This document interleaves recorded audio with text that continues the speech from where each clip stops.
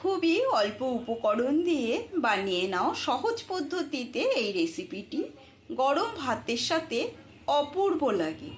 রইল আজকের রেসিপি।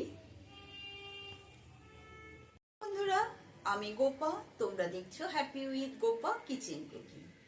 আজকে আমি তোমাদের সাথে একটা দারুণ সুস্বাদু নতুন রেসিপি শেয়ার করব। রেসিপিটি প্রথম থেকে শেষ পর্যন্ত দেখার অনুরোধ রইল। নতুন বন্ধু হয়ে থাকো তো ইউটিউব চ্যানেলটি সাবস্ক্রাইব করে নিও আর ফেসবুক পেজটি ফলো করো। আজকে তোমাদের সাথে শেয়ার করব কিভাবে ভীষণই সহজ পদ্ধতিতে সুস্বাদু কচুরলতি বানানো যায়। তার জন্য এখানে 500 গ্রাম কচুরলতি ছাড়িয়ে নিয়েছি। ছাড়িয়ে নিয়ে কচুরলতিটা মোটা ছিল দেখে একটু দুফালা করে কেটে নিয়েছি। আর নিয়েছি এখানে 250 গ্রাম কুমড়োটাও একটু পাতলা পাতলা করে কেটে নিয়েছি। প্রথমে গ্যাসে একটা কড়াই বসিয়েছি। কড়াইয়ের মধ্যে দিয়ে দিচ্ছি কিছুটা পরিমাণে সর্ষের তেল। সর্ষের তেলটা গরম হয়ে গেলে এর মধ্যে দিয়ে দিলাম লবণ। লবণ দেওয়ার পরপরই দিয়ে দিচ্ছি কেটে রাখা কচুরলতিটা। আমি কচুরলতিটা ভেজে নিচ্ছি। তোমরা চাইলে সেদ্ধ করেও নিতে পারো, এমনকি একসাথে মেখেও চাপাতে পারো। এবারে এর মধ্যে দিয়ে দেবো আমি সামান্য হলুদ গুঁড়ো। লবণ আর হলুদ দিয়ে কচুরলতিটা একটু ভেজে নেব।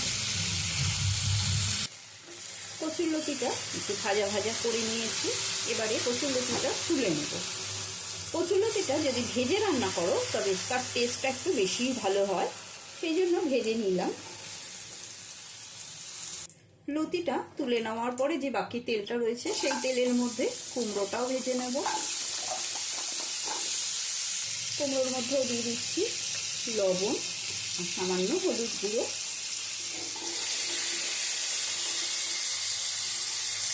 এবারে মিক্সারে একটা মশলা বানিয়ে নেব।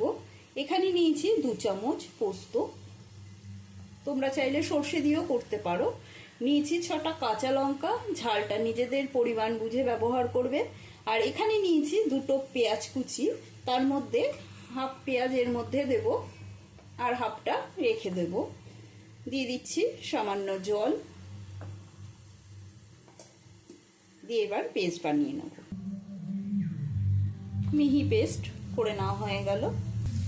কুমড়োটাও ভাজা হয়ে গেছে। এবারে কুমড়োটাও তুলে নিচ্ছি।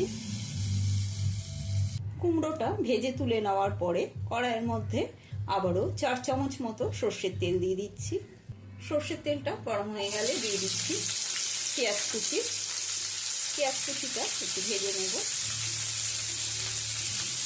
পেঁয়াজটা তাড়াতাড়ি নরম হওয়ার জন্য দিয়ে দিলাম এর মধ্যে লবণ। আমি পেঁয়াজ দিয়ে করছি, তোমরা পেঁয়াজ ছাড়া নিরামিষভাবেও করতে পারো, তবে পোস্ত দিয়ে করলে একটু পেঁয়াজ দিলে খেতে বেশি ভালো লাগে। পেঁয়াজটা ভাজা হয়ে গেলে এবারে এর মধ্যে দিয়ে দেব পেস্ট করে নেওয়া পোস্ত, কাঁচা লঙ্কা আর পেঁয়াজের পেস্টটা দিয়ে দিলাম। এর উপরে দিয়ে দেব হলুদ গুঁড়ো, দিয়ে দিচ্ছি স্বাদ অনুসারে লবণ, দিয়ে দেবো মশলার একটু বাটি ধোয়া জল। সমস্ত কিছু দিয়ে একটু কষিয়ে নেব।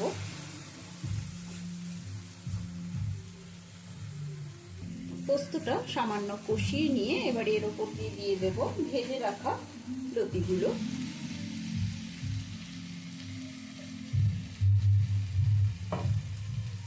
লতিটা দিয়েও ভালো করে পোস্তর সাথে মিশিয়ে নেব।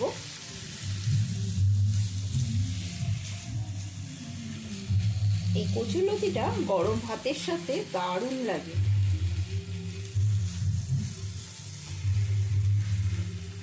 ভীষণই একটা সুস্বাদু রেসিপি। দেখো লতিটা দিয়ে মাখিয়ে নেওয়ার পরে এবারে এর উপর দিয়ে দিচ্ছি ভেজে রাখা কুমড়োটা। কুমড়োটা দিয়েও মিশিয়ে নেব।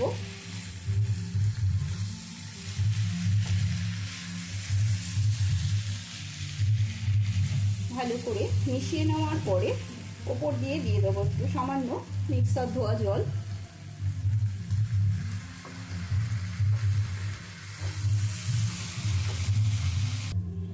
ওপর দিয়ে দিচ্ছি দুটো পাকা লঙ্কা।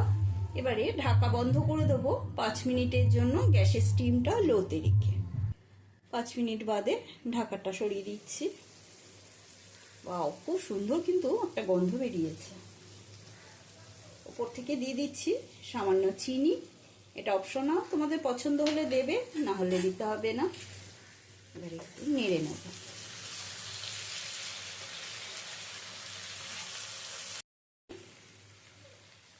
আবার একটু রেখে দেবো, আর ঢাকা বন্ধ করব না।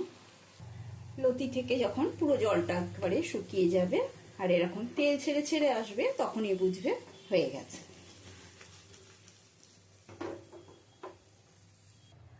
রেসিপিটি কমপ্লিট। এই পর্যন্ত। আবারও নতুন কোনো রেসিপি নিয়ে হাজির হব। সুস্থ থাকবে, ভালো থাকবে। ধন্যবাদ।